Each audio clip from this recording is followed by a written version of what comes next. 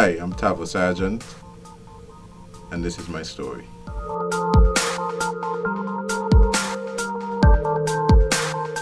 Currently, I'm a customs officer and assistant comptroller at the Customs Excise Department. I've volunteered with the youth department for a number of years. I've been a scout, been a part of the AYPA, have a rich background in church, and I like to volunteer my time to give back to the young people of St. Kitts and Nevis.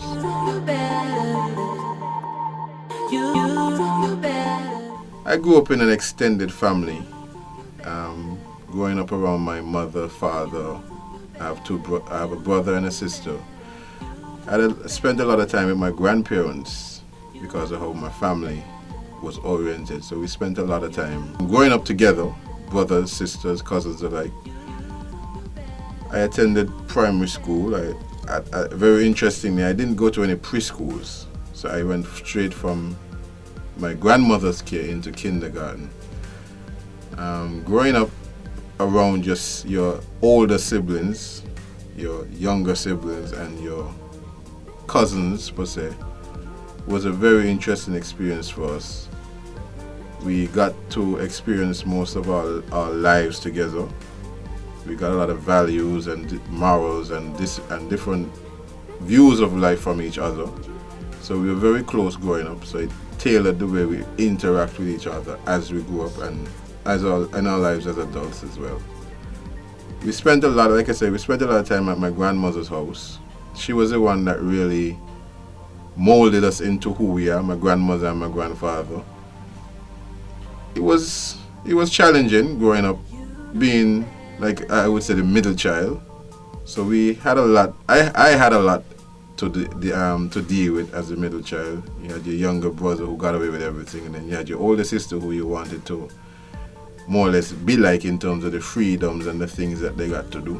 My home life was centered around, well, I grew up in Shadwell with my grandmother. That's where they lived. My mother and my father and my brother and sister, we lived actually in Boardwalk. But because of how they worked, they were bankers. So a lot of the time was they spent at work. So that's why we grew up. I grew up mostly in the area of Dorset, Shadwell, and the McKnight area. I attended school at the academy school at that time, which was in McKnight on the Bay Road. So I had a lot of friends from the area of Irish Town. And I pretty much spent most of my childhood growing up in that region. So I got into a lot of sports, got into a lot of mischief as well. And I can tell you, it was real interesting growing up in the areas and seeing the experiences of some of your friends in the areas that they have been and where they came from.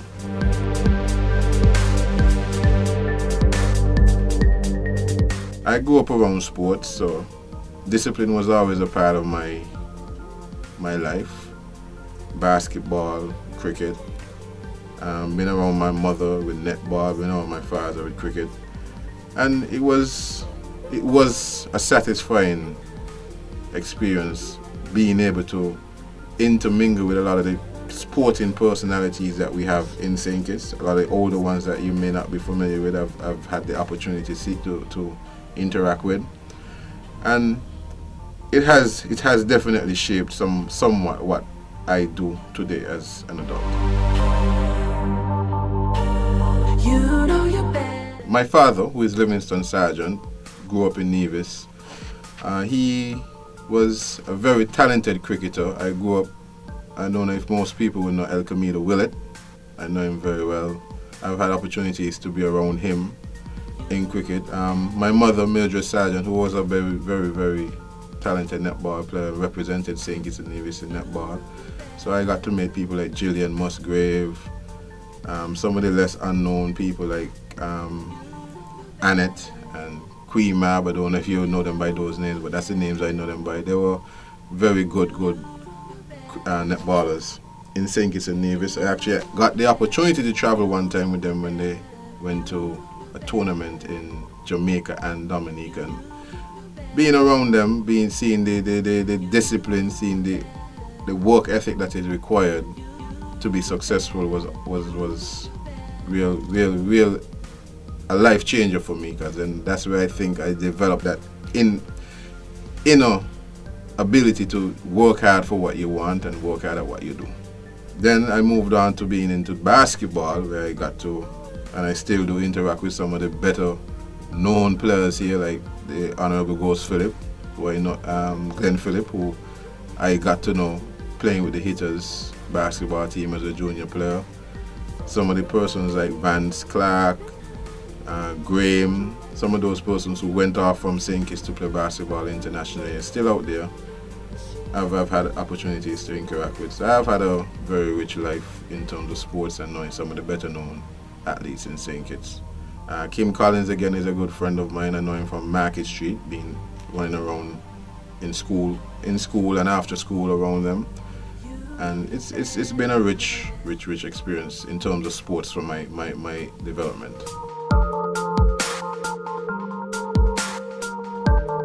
Back then, growing up around the area of McKnight, it was not what we are not seeing today. It was a lot less developed. The community was a more unified community. It was more of a community where everybody lived like one single family. They all helped one another. You could go by your neighbor and everybody played in the same areas. You went and you ate. One thing I can say stood out is that everybody was your parents in McKnight. You couldn't misbehave around anybody and didn't get a beating or get disciplined or get they didn't straighten you out from there. So it wasn't a situation where they would see you doing something wrong and they'll walk past you. If you were doing something wrong and anybody from McKnight saw you doing something wrong, knowing your parents, they would correct you.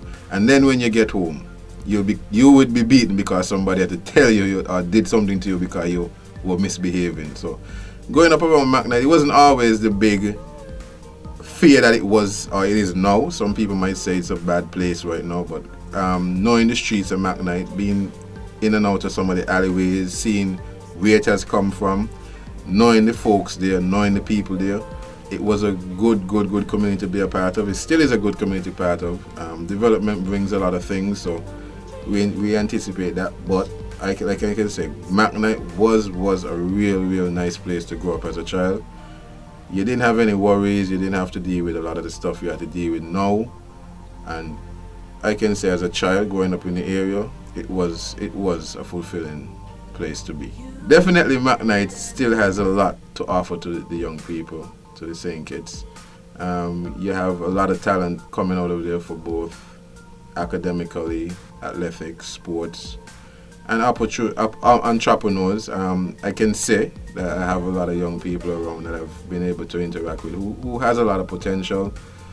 Looking at the people that grow up there now, even though there's not that same community unity that once was there's still some semblance of it. I still spend a lot of time in McKnight now. I still have a lot of friends there. There's a lot of families I still go around there. I actually still have an aunt who lives there, so I visit her regularly. And growing up in the central area of Fines Avenue, people would know it. It's been a real pleasure there, and I can say people are always drawn to that area, and it will always be a central point in McKnight that everybody will be familiar with. The love and the unity that once was there can still be there, and it still is there, because you see with a lot of the families and the older folks that still live there, that they still have that sense of community orientedness, and it's a real pleasure being able to be associated with it still.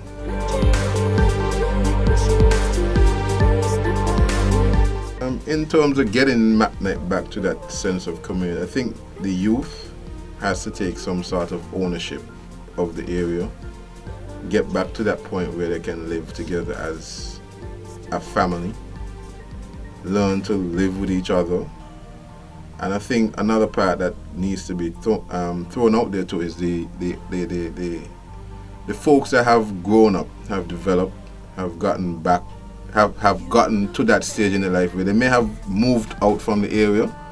They need to get back there as well and give back to the community in a sense, not necessarily in terms of money or even assets or even doing programs, but just get back there and dealing with the young people, interacting with them, showing them where you grew up, how you grew up, what you did, how you did it, why you did it, and even giving them that sense of responsibility for the area, that you can go back to that community-oriented situation where you are dependent on one another and you are help one another and everybody live together, because you felt like your survival depended on each other. I had a great support system growing up, living with my mother and my father, both parents, my sister, my brother, my cousins, my aunts, my uncles. I think my support system was pretty good. Can't say that about most families growing up, but I think I had that system that propelled me into the life that I have today. We weren't the worst off in terms of family. We were comfortable. We had most of the usual luxuries of life. Growing up in both the Shadwell area and Burdock area, where I interacted with two different sides of the coin, where I had friends on the lower side of the poverty area and then I had friends on the higher side. I had that mixture of cultures, if you want to call it that, where I could, where I thought that I could link that thing. Because most of my friends I had living in Burdock would interact with my friends that I had in McKnight and Dorset, and everybody got along. We had common grounds. We all went to sports. We all played video games. We all got into mischief during different seasons in St. Kitts, Guy Fawkes and Carnival and stuff like that. And I think growing up like that has grounded me in a sense that I understand where people can come from, what it is to not have, and I do understand what it is to have and what it is to give back. And I think that is another area where I thought, or where I think I have driven me to the point where I do a lot of volunteer work with other people, because giving back is a part of growing. Giving back is a part of developing, and giving back is a part of your own personal satisfaction. Growing up in an extended family where your grandmother, your grandfather, your aunts and uncles influenced your lives and had major roles to play in your development is a good thing for young people. I think in today's world we've lost some of that, where you can get the experiences of your extended family, your close-knittedness, whereas some people wait until special occasions to get together. We got together on a regular basis, and when I say regular basis, like we ate lunch together. Every lunchtime I had lunch with my sisters, my brothers, my cousins, because all of us came home from school at 12 o'clock, and you're there with your grandmother. And I'm going to be honest, it wasn't easy, and it wasn't easy for her, but she managed to take care of all of her grandkids. I think most of them today, if not all of them, are pretty successful in what they're doing. So the extended family has its benefits. It does have its drawbacks, but I think the benefits are a lot more than your drawbacks. Growing up, intermingling between the two different lifestyles in St. Kitts, I've seen a lot. I've been involved in a lot. I can say I've done my share of mischief. I've done my share of wrong. I've been involved in things I can say now that I probably wouldn't encourage anybody to be involved with now. And I could say maybe regrettably I should not have done it then. But looking back at it, having that support system that I had, that some of my friends didn't have, I think that might have been the change, that turning point where I didn't escalate into some of the things that some of those persons that I have had interactions with that developed into areas that were not conducive to their current lifestyles. I've had friends that have been into school since primary school that I know today. They got involved in gangs, they were involved in drugs. Some of them, I can say today, they're not with me. Some of them are in jail, I can say. And I think not being able to have that support system to encourage you and discipline you when you're wrong and guide you in the right direction. Because I'm going to be honest, a lot of things that I've done as a child, you don't understand what it meant when your father or your mother told you can't do this, or they beat you for a certain reason because you did something, and you just think they're trying to spoil your fun. But when you look back at it as an adult, and you see some of the things that your mother and your father punish you for, my grandmother punish you for, my grandfather punish you for, you can see the value in it now, because it helped to change that path that you might have been going down that would have led you into a life of crime, drugs, alcohol addictions, or even just not being able to have a proper job when you become an adult and you become more responsible. Because I have a few friends that they have kids, and they grew up around a certain set of people, and it's not been easy for them. They work twice as hard as they could have, knowing their potential, and they could have been a lot better off had they had probably the same support system I had in my parents and my grandparents and my aunts and uncles to guide you and correct you where you were going wrong, and to support those corrections and give you that good example of what could be when you develop into adult.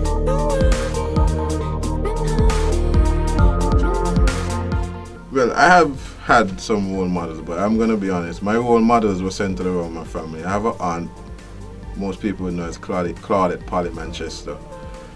She has influenced my life a lot. I look up to her. 1 for her morals, 2 for her confidence, 3 for her unwilling faith, and she sticks to her word. I think in today's world, a lot of people try hard, but seems to not be able to stick and hold firm in their stance and their beliefs. And I've always admired her for that. She's a straight talker like I am. She tell you what it is, she tell you how it is, and we accept our faults, and we accept our, and she, when I say we, me and Uncle, we're a lot alike. We accept our faults, we accept our difficulties where we can, but we are straight shooters. We tell you how we feel, and we tell you what we think, and we are confident in ourselves in terms of our abilities and what we know and what we don't know. So she's always been that role model in my life that I've always looked up to. Along with my father, he is a lot like we are. This strict disciplined person kept me straight. I can say that now. A lot of times where I was veering off course in his mind, he straightened me out, put me back on the right path. And I think he played that male figure as my father, dealing with us on mostly in our extra time after school and on weekends, spending time with him. I think I developed my sense of manhood from him in terms of being responsible for your family and responsible for your own from him. And I think those two persons made a big impact on my life.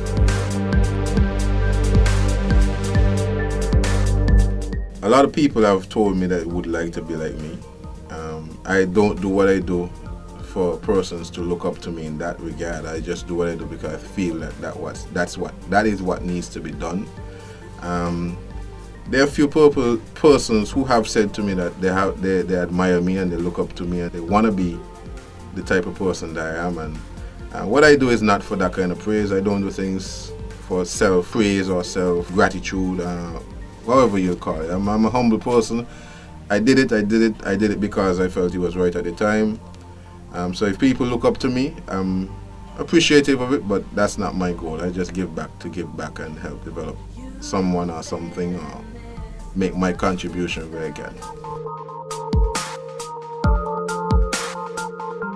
Society on a whole, I think they don't view young people as they ought.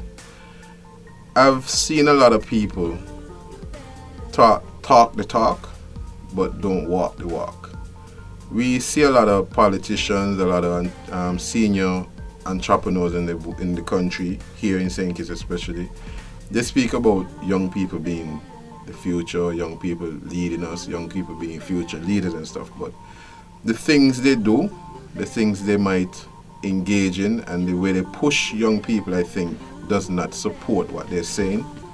I think they may know that we are, but they don't take the correct steps to push young people in society to be better persons, to be better leaders, and to do the correct thing that helps to develop young people in our society.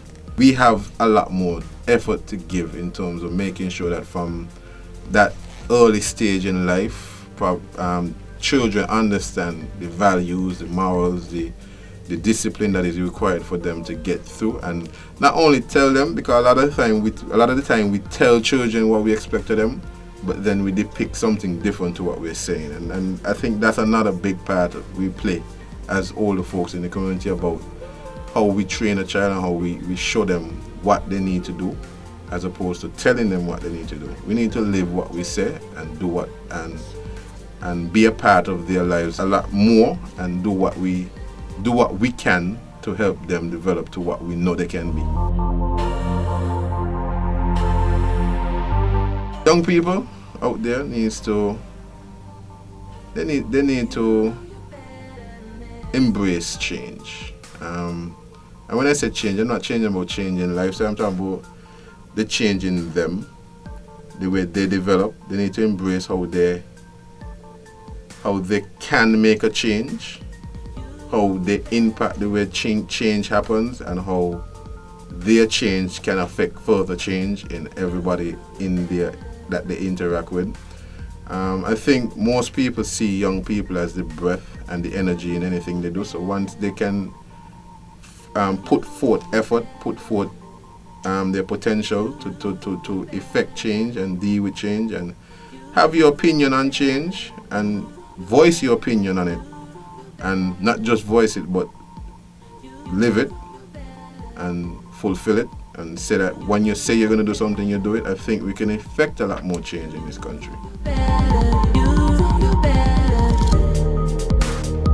Volunteering has done a lot for me. Persons has volunteered their time, their effort in me.